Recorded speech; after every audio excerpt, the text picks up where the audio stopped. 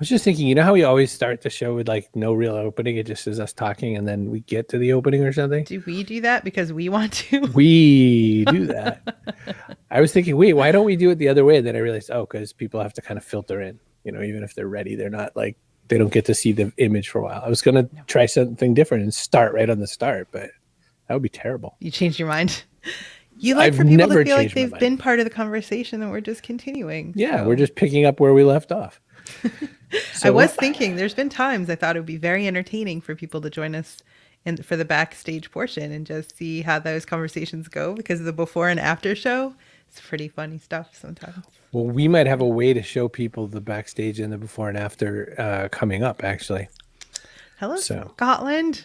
Hello, Chloe. All right, so welcome to the Backpack Show. We bring you insights about business success from unusual places, and in between we have a few little shenanigans. And today we have two guests. I was just thinking how funny it would be to make it sound like we'd never done a show before. Like we never had guests before? Never. Just like we guests. Do every time. Yeah. We do. We're talking with Jennifer Openshaw, founder of Girls with Impact, on this episode of The Backpack Show. I'm very excited about that. So it's the only live online entrepreneurship program made just for teenage girls. Jennifer is also incredibly accomplished, so we're going to talk with her about all the different things she has accomplished since she was first working as a chambermaid in a hotel at age 14. She has completely just demolished any expectations and kind of come a little far from that, I guess. Yeah, it's amazing. So she's a finance expert and a really inspirational figure to me. So I'm excited to talk with her. And you found our second guest. Yeah, Jack Rosenthal sent me an email, and I almost never respond to these kinds of emails, but it was well written, very personable, very kind. And he was like, hey, I'm this like investor guy. I happen to be a teenager. And I was like, teen investor? And then I thought, he's only got a couple more years and he could be that. He's just going to be 20 something. And then, you could be the kid for a few more years and then it's over. You're just going to be a freaking old man. So we've got Jack Rosenthal, teen investor. Get 10 years if you're lucky. Use them well. I see that my biological father is here and also his wife, the woman who gave birth to your mother? Me. Diane Brogan. Yep. Good to see you both. And Elizabeth. Hello. And Elizabeth. Hola. What were you investing in at 18? I was running up a Sears charge card like I had no idea what they were about. I mean, I went and saw Ferris Bueller's Day Off like 167 times. So I think that's a worthy investment. Hi, Deanna. So I think we're going to get advice from both sides of the spectrum, right? We're going to get, how to make teen girls into the CEOs that the world needs. And we're going to ask Jack which of the crypto coins I should be putting my money in. That's a good idea. Hi, everyone. Tim Kitzrow from NBA Jam and NFL Blitz, welcoming you to The Backpack Show. Your hosts, Chris Brogan, Kerry Gargone, Boom Shakalaka. Backpack Show. And we're off. I was just thinking we need Tim Kitzrow to do our Backpack Show After Dark thing in May when we start airing at 7 p.m. Eastern. You are not wrong. You're not wrong. I think we have to make a new one anyway. I mean, don't you think we ought to put a few more guests in? We've had 9 or so months of guests since that last pile. But you like the one you did. It's going to be hard to say. Well, do you mean I like the intro that I did? I do. I do mean that.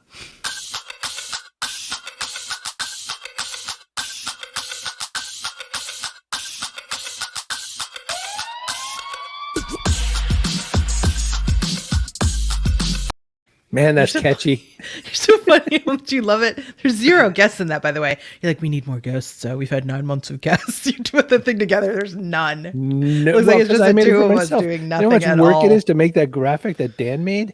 Yes, me too. He's a masochist, but he's so good at his job. All right, listen, we need one more Jennifer Openshaw. I think there's only the one. There's a balance missing here. It's like the Highlander. There can be only one. That's good thinking. All right, let's grab her. Jennifer Openshaw, welcome to the show. Hey guys, good morning. It's great to be here. Investing as a teen boy, I was doing budget spreadsheets, believe it or not. Wow. Really?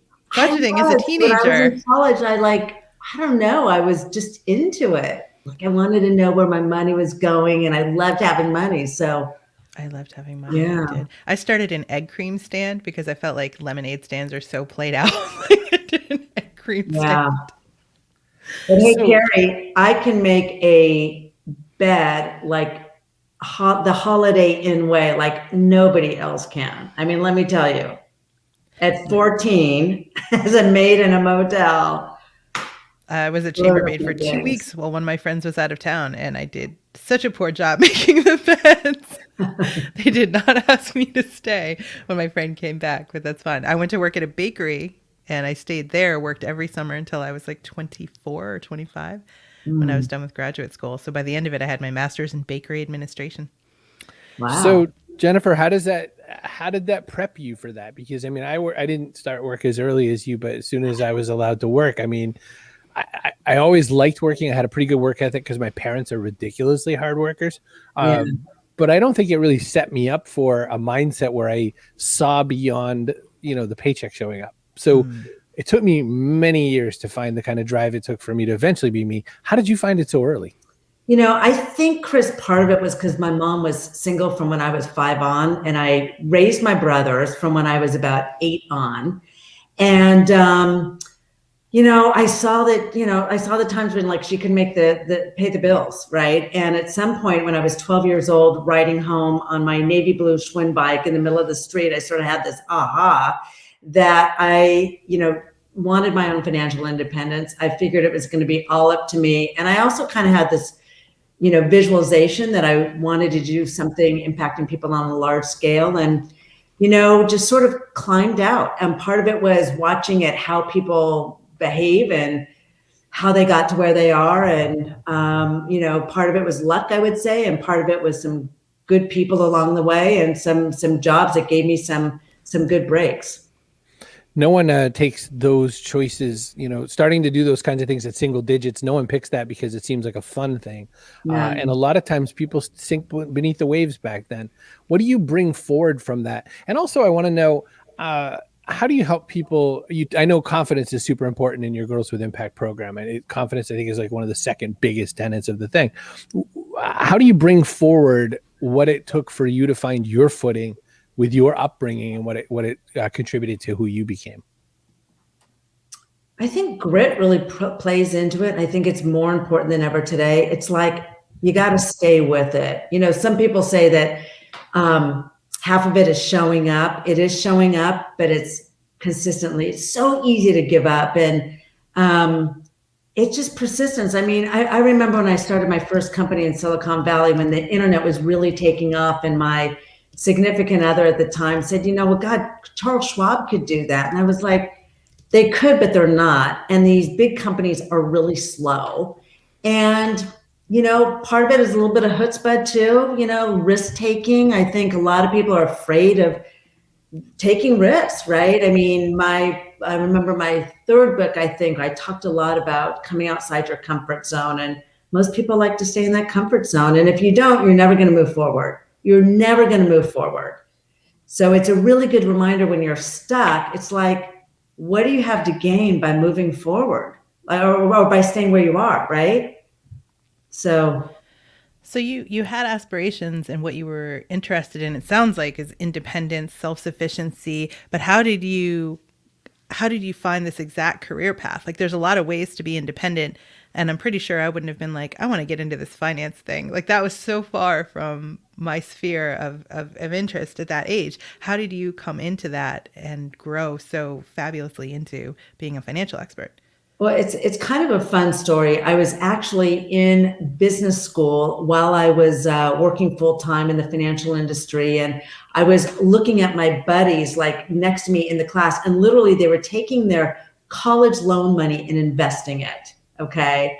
And at the same time, I became the money expert for KCBS TV in LA, and women in the station would come up to me asking questions about their money. And so, it was a combination of finding a huge opportunity to help women with their money because they were coming into it more, like 30%, 40% of women are the breadwinners, and they gotta manage it well, right? So I think partly wanted to help them kind of, achieve the same level of success to some extent that I had, and look at the power of the internet and technology meant that, it's open to everybody. It's like the barriers are just not the same anymore. And so when I saw what my classmates were doing, and I did some research and saw that, women were not going to places like Charles Schwab or Yahoo Finance back in those days, I sort of said, hey, well, what about a business that would help women, both educate them and allow them to take action? So I started that company called Women's Financial Network, which I later sold. And I just really love doing things that are very purposeful, that harness technology so they're scalable, so that it's easy for people. And, today in some ways it's actually gotten easier to do that. So I don't know, I hope that answers your question. I mean, I used to have to call people on an actual landline phone that I shared with other people in my house. So talk about technology lacking. Yeah, right. Very hard. Jennifer, you, from your earlier books, there's been such a turn in the road to where you are with Girls with Impact. It's, to me, your earlier books are like, you could be wealthy and here's some great ways you can learn, and like sort of, your sort of standard financial success books, which I'm not trying to demean the books by saying that, but they're very much like books that we read in that space. This turn in the road is like, I need to make girls feel important. I feel like there was some kind of found religion moment in there, or finally, or maybe just a point where you said, I've got this mission now. What happened? Well, this is a really interesting story because we talked earlier about like persistence, right? And grit. So there's some real grit in this. So the fact is that about 20 years ago, I did some research and I felt like, when young people come out of high school, like, hello, the world is there and they're completely unprepared. And I started building something that really is the curriculum for Girls with Impact. But nobody would give me $15,000 to get it going. I had put $50,000 of my own money in. I had the #1 charter school in East LA that had piloted it and wanted to roll it out. And I'm going to call him the president of Jeffries, who was on the board of the school, would not even give me $15,000. And I was like, this is ridiculous, And I sort of thought, I'm a little exhausted. I'm going to put it on the shelf. And over the years, I would keep reading these pieces about, the power of digital learning. And I knew I had something and nobody was quite doing this. And then, literally like a good 15 years later, I was working for a big corporate. I was the CMO and partner of a research platform called When Women Thrive, where they look at like women in the talent pipeline. So research for companies, where are women coming and going and what are the big issues? And I was at the World Economic Forum in Davos, where we were launching our report with some really heady CEOs, okay? Like literally the CEO of Marriott, Cisco, eBay. But beyond that breakfast, the issue of women, like it went beyond. This is about 7 years ago. And I sort of had the aha and I said, you know what? And I had been waiting for a long time, like what's the next big it for me that leverages where I've been and who I am?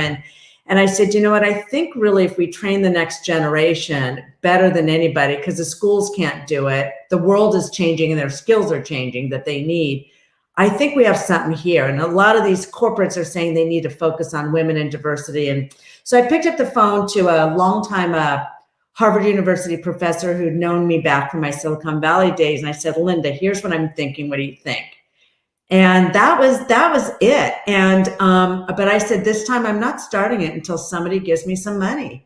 And I got somebody from who had done some of the creative, your awesome logos, right? Like creative is so much. This is kind of interesting where I got somebody to do the creative for me and it made all the difference. And then I went to a big foundation here, Fairfield County's Community Foundation. I'm going to give them a shout out. They're awesome. They gave me my first $25,000 and then I got a real estate company to give me the other 25. And I didn't pay myself for 4 years.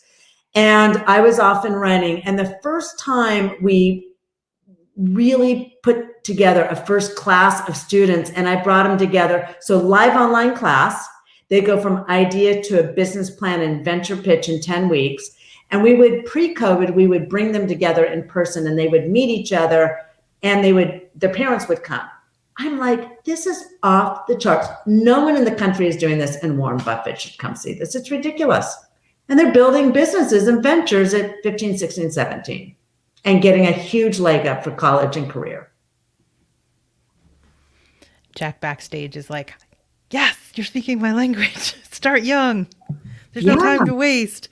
It's, you know, it's like this dad one time, and it's so true. It's like, this is business conditioning. Like, you know, frankly, everybody needs it when you're this young, and particularly like it's the gig economy out there. Who doesn't know somebody who's a gig employee or worker? You got to know how to operate. It's a whole different ballgame now. So support. People are really liking this. It definitely seems like, so you had a lot of work to get support for the venture in the beginning, but since then, companies have come forward to partner with you. So what are some of the companies that you're partnering with, and what kinds of things are they doing to support the work? I think, couple really interesting ones. Well, first off, Bic, the maker of pens, is a partner. We're actually doing a creative writing essay right now. So with Bic, I'm sure it's on our site under programs at girlswithimpact.org.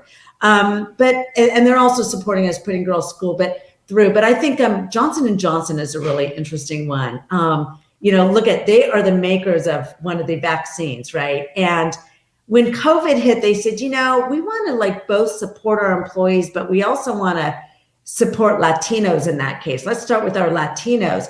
And so what they did is a little different, is they brought their employees into our program, and they paid outright for their employees' children to go through our Girls with Impact Business Academy.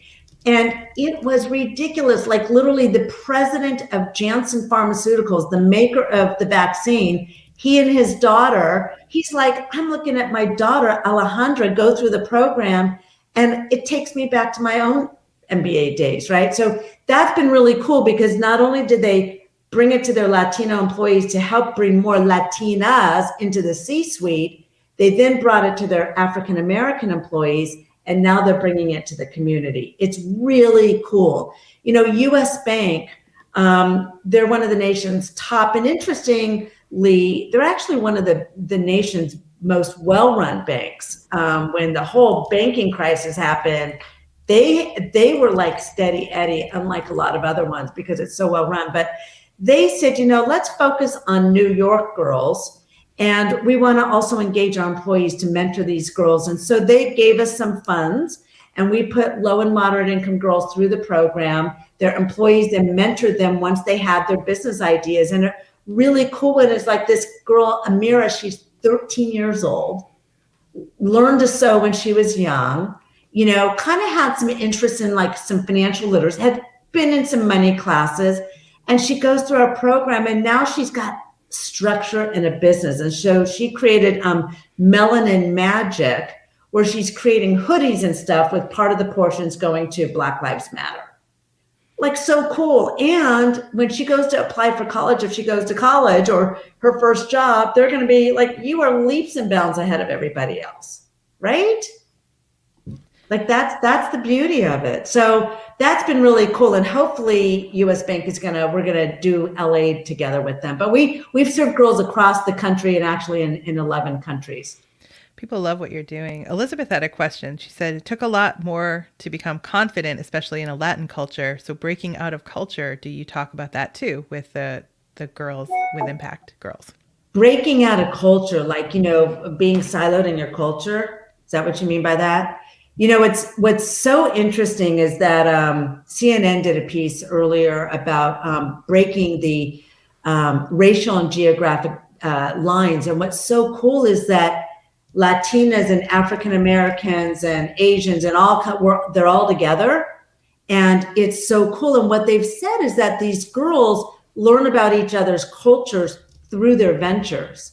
So the Melanin Magic, right? And her just talking in her live class, because they're in a live weekly class with an MBA instructor, essentially. They're learning about the white culture, the Black culture, the challenges that they've faced. It's really, really cool. So that's super important. And, this generation, they're a very different generation. I mean, first off, if their first employer isn't focused on racial justice and diversity and walking the walk, not just talking the talk, they will not take a job there. They will not. And they are savvy. Yeah. So I want to bring up something. You have a big offer heading into summer, and I made a little graphic that in no way is correctly centered. So I'm just gonna smush it right over Let's do everybody's it. face. Perfect. So there you go. So there is, I like the Dunkin' Donuts colors too. Powerful extracurricular program. This is a big old deal. This thing is $2,000 worth of value for just $395 if you use the code Brogan. at checkout. Brogan. Yeah, so here's the thing. So this program, we designed it with folks from Harvard Business School. Literally, it's a mini MBA. They go from idea to learning all the real stuff in business, like what's a customer persona. I'm going to do a SWOT on my competitors. They do a break even and a P&L. Like, it's ridiculous, right? And then they close out by having a real pitch presentation, which is why it's so awesome. And during the summer, normally it's 10 weeks. So 1 hour a week of a live class with their same classmates and their same instructor, with about a good hour a week of activities against their business plan or whatever that week's topic is. During the summer, we kind of make it more intensive. So it's 2 classes a week. Each class is 1 hour. And then you've got the associated activities with it. So that program is during the summer. You can choose am I going to go Monday and Wednesday or Tuesday and Thursday? It starts, we're taking registrations now, huge break, because there is not anything like this in the country where you'd pay, like, to go to MIT summer program for something kind of like this, you'd pay $8,000. And it's really cool. Girls who are putting it as their number one extracurricular on their college applications are, some of them are getting full ride offers to college. Literally, we've had a girl get 2 full ride offers to Babson and Howard, $200,000, because the program sets them apart, So I went to Bentley. We had nothing like this. I mean, in any program that I would have been part of, I would have been competing with, boys, like, for the, attention to the instructor. They took up all the air in the room, basically. So I realized that was they call it a different time. It's not all that different, right? So I was very excited to come across the Girls with Impact program, and I would love to see a lot of people take advantage of this offer. Yeah, me too. The confidence thing is such an interesting one, because by the way, I'm I've always been fairly, I don't know, not always confident, but still will go after something. But now I really understand the confidence, and the male instructors in some of the top private schools said the same thing. They said what happens is, in schools, teachers will call on the students, but the boys raise their hands first. And so the teachers will call on the boys first, and it has a domino effect. And that's just one example. And we hear it all the time with these young women, including stress and depression, by the way.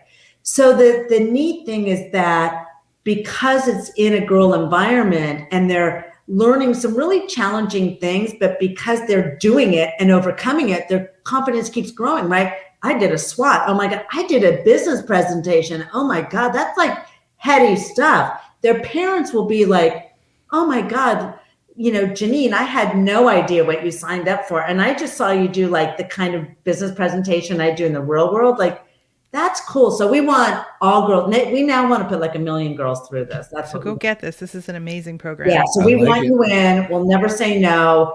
If somebody's really struggling financially, we'll put them in free. So it, and they can do it while they're doing anything else during the summer, pretty much too. Excellent. Jennifer Openshaw, stick around with us if you can. We're going to put you backstage. We have another guest. Thank you so much for being part of this today and for bringing the words to us. Excited about Girls Don't with leave. Impact. Don't leave. Boop. Seriously, you. I would have loved this. Go and get Program it. looks grand. I went for my MBA when I was still really young, and it was just like all middle-aged white guys and me. So it's a biggie. Yeah. Go get it. Hey, want to make a show just like this one? You sure can if you want. StreamYard, cbrogan.me/StreamYard. You can make a show like this lickety split and easy. cbrogan.me/StreamYard. Bring your own financial expert. Hooray. Hey, want a .online domain? They're $1 for an entire year. cbrogan.me/online. If you use the code Chris, all caps. So you can use code Brogan at Girls with Impact. You can swing over to here, use code Chris. You got my whole name, saving you money all over the internet, like some kind of trollop. All right. Hey, do you want a podcast? You can have a podcast. If you want to host it, though, where are you going to put it? Oh, that's right. Castos. Castos.com. For your audio Peas in a podcast. Sure. As opposed to our Sure. video. Jerk. Yes. So this is going to be great. Okay, Castos. Hey, reminder, we're moving to 7 p.m. Eastern time starting May 1st. Backpack Show goes after dark for months and months and months and months and months, or until I can't stand it anymore. So Backpack Show After Dark, 7 p.m. Eastern starting May 1st or whatever. The first week of May. May 3rd would be the first show because that's the Monday. Yeah, something. Yes, Jennifer, unless you have somewhere you got to be, we do a little panel at the very end. I think we forgot to tell you about that because we had one fewer guest in our lobby. All right. So, all right. Looking at comments. Do you know about this Girls with Wendy Stewart Grossman? Maybe. It's she's asking. a Facebook. And Elizabeth said had to wait till her 30s for MBA to get those kinds of skills. I got them in business school. I skipped a year of high school and went to college early, so I was 17, but it was still very male dominated. I'd say going to business school. Indeed. Sure is. And speaking of male dominated, we're going to get teenage dominated by our man, Jack Rosenthal. He's going to teach us all about investment. He's going to dominate our brains with our investing. Nobody. So I gotta hit the button. Jack. I like that intro a lot. That was right. I thought that and some good hard music would really get us rolling. So the first thing to have to get out of the way is that sense that people will be like, well, this is just a gimmick. How far back were you the guy investing? Because I would spend all of my allowance and then borrow my brother's allowance. Gotcha. All right. Well, let's start off with a couple things. First off, just a couple notes from the previous little interview I just heard. So first of all, I go to Babson. So funny you mentioned that. And in addition, it's funny that you had both of us on at the same time because a lot of the talk was educating young people, and there's not a lot of education in young people in schools and really in college about money and finance and investing, and that's a little bit about what I'm here to do. So just two kind of relations between the last podcast. Now, as far as if I'm legitimate or not, well, I can give a little bit of my story, and hopefully the viewers can decide for themselves. So as far as when I got started, my grandfather set me up with my first investment portfolio when I was 8 years old, and ever since then I've been trading the stock market. What was really more interesting is when I was 14 years old, I created this thing called the Young Investors Club. And basically that was a way, Young Investors Club LLC. And that was basically a way for me to invest alongside other teenagers. The idea was we'd all put in $1,000 and we'd all invest collectively together in the stock market. We partnered, so in order to grow that club, and then it kind of also goes to the grit you mentioned or Jennifer mentioned, in order to grow that club, I basically didn't have enough friends that would be able to put in $1,000. So I wouldn't be able to grow it out of my own personal network. I would need to basically go to an organization and try and partner with them in order to try and grow the group, similar to what Jennifer did. So we found a parent organization which had thousands of members across the United States and up and down the East Coast. And we pitched them. And after 6 months of going through decision makers, one person, the lowest person up the chain, then higher, then higher, then higher, then higher. Finally, we got to the regional family board director, who finally, after like a meeting with me once or twice over the phone, approved to send out blast emails to all their members promoting the club for the first time. And then after that year, we had 20 members and 20,000 in assets in the club.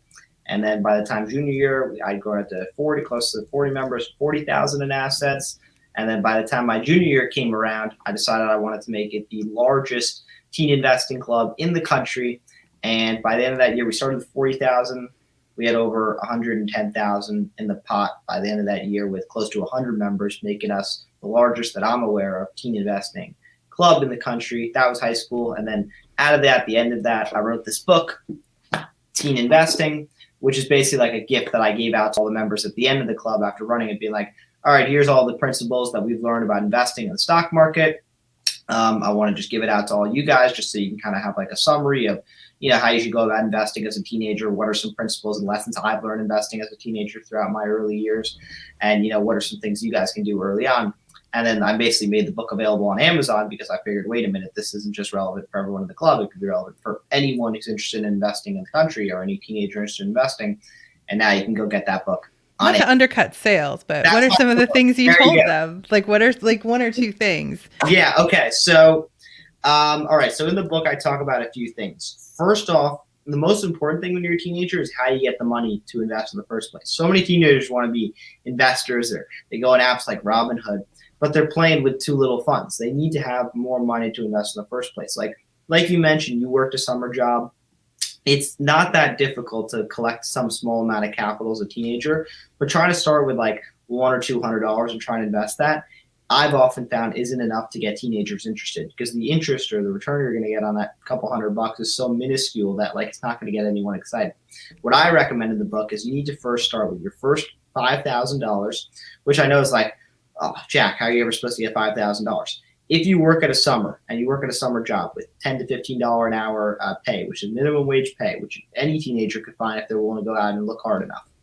You know, you work at a country club, you work at an ice cream shop, whatever the case is, and you work for country clubs are great. Yeah, those people are rich.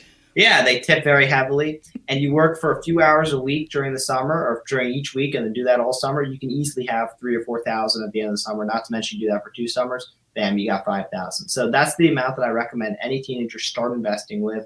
And then after that, it's really about, okay, what kind of investor do you want to become? Do you want to become an active investor and choose a handful of stocks, really watch the stocks and decide what you're going to trade in and out of?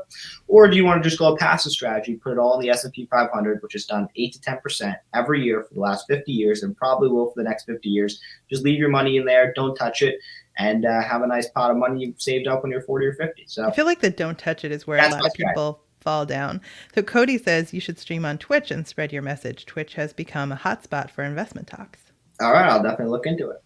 Well, so that's going to lead me into another set of questions, is that there's a lot of people on Reddit all of a sudden who are investing for their first time because they heard of things like going after the GameStop stock and the AMC movie theater stock and all that sort of a thing, which is getting a lot of younger people suddenly having conversations with their parents out of left field.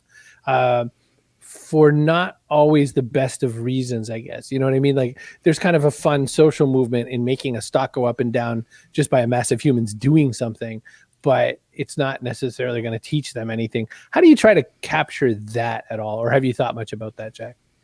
Yeah. So a few things. I mean, one, you have another example of that Dogecoin, which literally stands for like dog coin, which started as a joke, but now has a $35 billion market cap. And it just shows you like that humor investing, or, you know, just the kind of the ironic investing. The ironic investment, whatever you want to call it, has a huge impact on the markets. And there's so much just money out there chasing investments that it can actually build up a company that large out of nothing. I mean, what is Doge? It's technically worth nothing, but yeah, it's worth 35 billion. So yeah, my general thoughts would be a few things. First of all, I think the stock market has had a bull run for the last 10 years, ever since people my age have gotten involved in investing, and they have yet to see any kind of major loss. You could technically argue it happened during COVID, but it bounced back so quickly that no one even had time to realize it. So I think that teenagers are very used to just the quote, stocks always go up. That I've heard that one a lot. And so I think teenagers think they could just throw their money in any stock and they'll just be fine. But I think within the next few years, they're going to be in for a rude surprise. So I think that's the first example there. And then as far as what happened with GameStop, I mean, yeah, really crazy that something like that could happen in the financial markets. I mean, there's not much to say there. Just it happened. You know, basically a Reddit forum was able to increase the price of a major U.S. company just by kind of getting on this kind of theory of the greater fool theory of like, one person's going to buy a stock at 10 and then 15, and then everyone's like, oh, it's going to 15 already. I'm going to buy it at 15, and it goes to 20, and then it just keeps going up and up and up. And also, funny enough, there was I think there was a kid involved in my class. I went to a private school, and I think his dad was like on the other side of the GameStop bet, trying to bet the other way, and he got short squeezed. So I was going to say he was probably shorting it, and he got beat for it, I'm sure. Yeah, he got hurt. A lot of rough times in there. Jack, one thought I had while I was thinking of while you were responding to this all was that this is kind of a business where you kind of age out of it. I mean, you'll be 20 someday, and you'll be 22, and it'll be kind of weird running a teen business, or will it? Like, are you setting yourself up for this, or do you have a transition plan?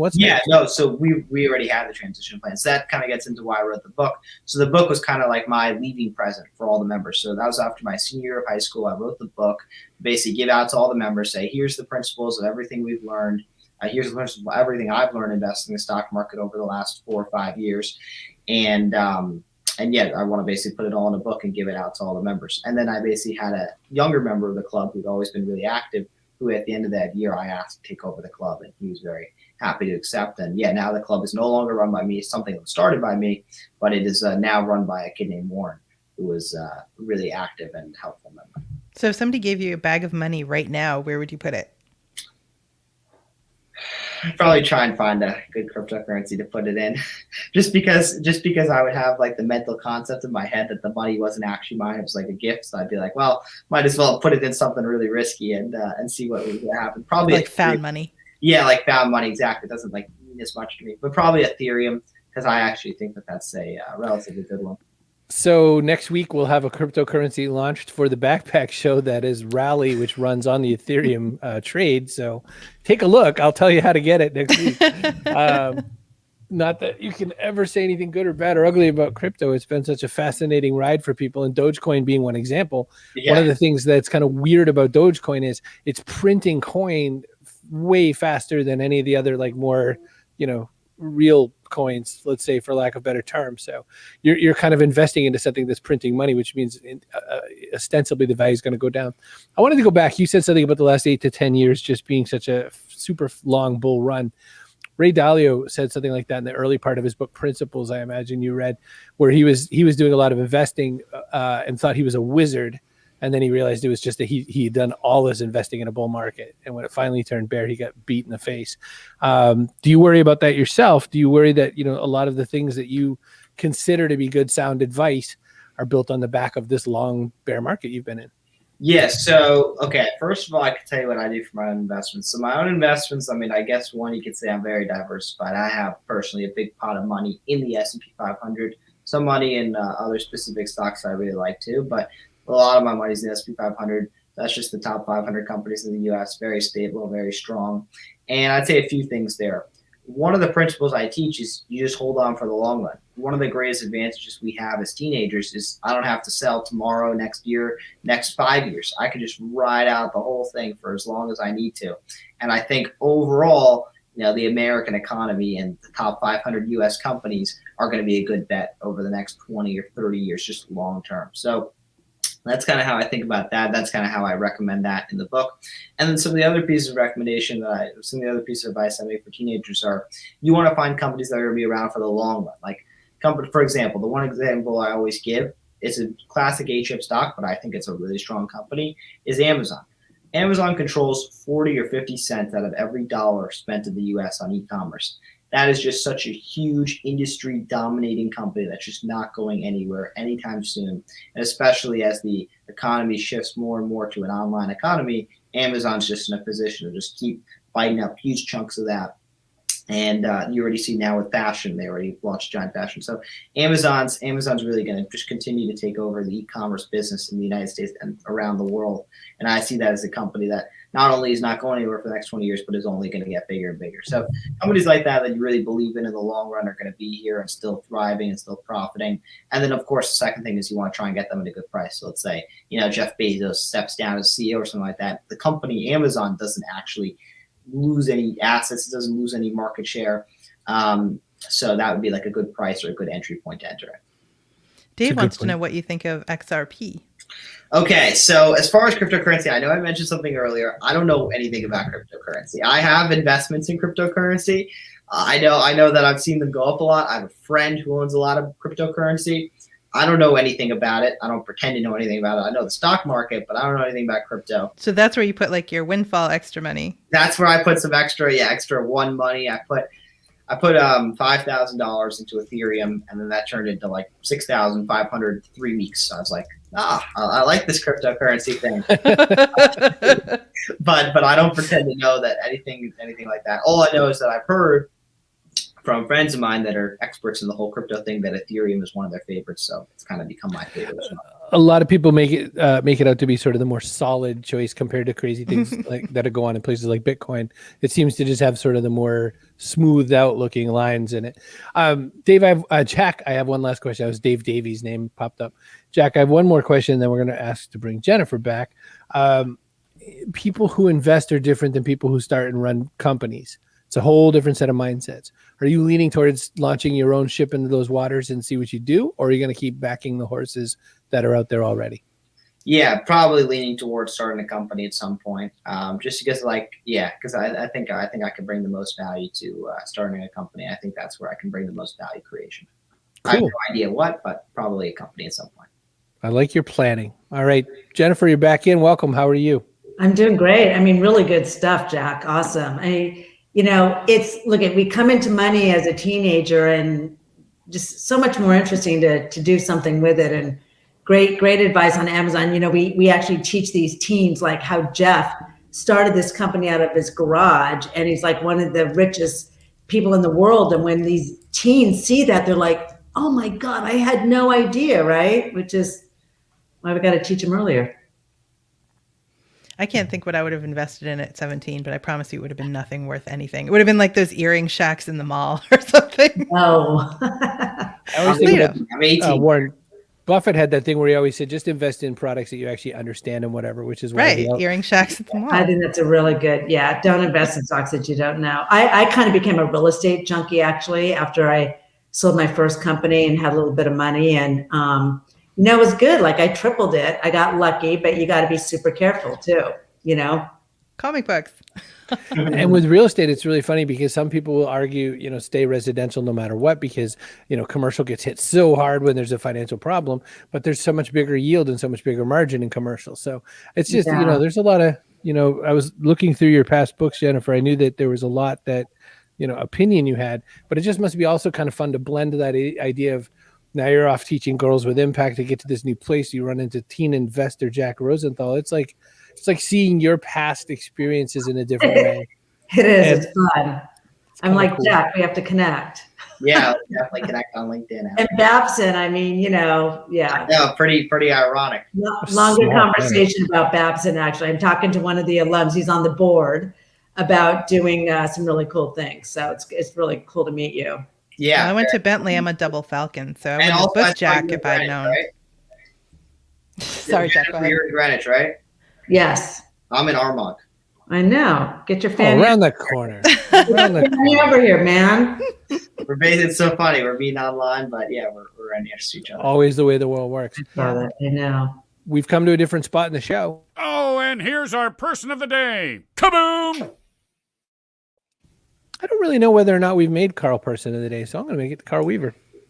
Nice. I feel like at this point everyone's been person of the day maybe once, but Coach Woodard has been person of the day so much. He's like, please don't anymore. And I keep saying we'll send him a smoking jacket, because 5-time winner or something. Yeah. Cody, by the way, says it's a real good thing that he bought all those X-Men and Invincible comics then. You know it. Comic books are getting investment boost right now because there's a lot of people who don't want to put their money into other places, and they're trying things like art, and they're considering a comic. Yeah, I mean everything's becoming an asset now. I mean, next thing like that chair behind me is going to be worth something, just because such heavy inflation is causing everything of value. Every asset is now becoming worth so much more. Say sports cars, whatever it is, like all these old antiques that people perceive have value now all of a sudden have huge amounts of value relative to the dollar. It never makes any sense. $250,000 Pokemon card yesterday with an autograph on it. So we're at this part of the show where we've asked. Yes, Carl. Yes, you put can, it on Carl. your LinkedIn profile. I'll endorse it. We've reached that part of the show where we ask every single guest that we've ever had on the same question. Everybody from Sir Mix-a-Lot to Sister Anne Flanagan to Jesse Hooker Bailey from Broadway. We've asked the question, what goes in your backpack? And this could be something physical. It could be something metaphorical. It should be something briefish. And Carrie, what's a great example of a physical thing you could stick in a backpack? Extra set of teeth. An extra set of TJ teeth. Cumberbund. It will forever be my favorite. It's going to be hard to push that one out of the running. Yes. Hey, what's a good metaphorical thing we could stick into a backpack? Kindness. I got one.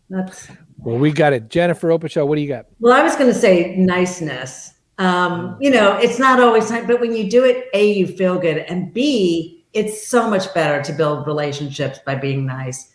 People like nice people, and you succeed by building those relationships. It's true. They respond differently to you when you approach them with kindness. They respond to you differently than if you come at it with more like a shrewd business type exterior. More like Jack. I'm just kidding. Jack, what do we Nice, do? nice. What do we do to I add know. to that backpack right now, Jack? Well, I mean, I already know mine's extremely corny. You guys are gonna hate me for saying this, but I'd say my book because I can't come up with it. Oh, That's it. You're kicking him out. I mean, you guys have what are you guys doing like mental kind of things? I mean, I'd say so physical or metaphorical? Just Whatever like either, you want. yeah. written determination. You could say my phone. I mean, my phone's pretty useful if you're in the middle of nowhere. I don't know. I'd say a good investing book. I mean, that just sounds so. Surprised you didn't say a whole lot of money in untraceable bills. Yeah, 10s and 20s. Great ideas. I can't pick one, but I don't know. I like the. Why don't we go with cryptocurrency since that's the theme of the show? Perfect. A little cryptocurrency. You don't even need a backpack. Yeah, you just put it in your pocket. You need to remember your wallet number. Oh, Okay. that's right. Dave says, yes, be nice and lull them into a false sense of security. That's not untrue when Crush you're a them lawyer. before you- Helps a lot. Oh my gosh! see Don't that say knife things like coming. that. All right, listen. Stick with your book, Jack, says Deanna. Don't let Chris bully you out of keeping I your am book totally in your bullying you. backpack. Listen, I'm looking for a sponsorship from Massengill. Anybody? Wait, where's Nope. that yellow card at? I don't have Where'd a it yellow go? card. I gotta get some new ones, but There are. Boom shakalaka. Yellow card, Brogan. And Brogan is going down like a bag of hammers tonight. yeah. So We couldn't go a whole show without one. I had to do one yellow card. All right, listen. One thing that my grandmother taught me early about investment is don't invest in potato chips. It turns out because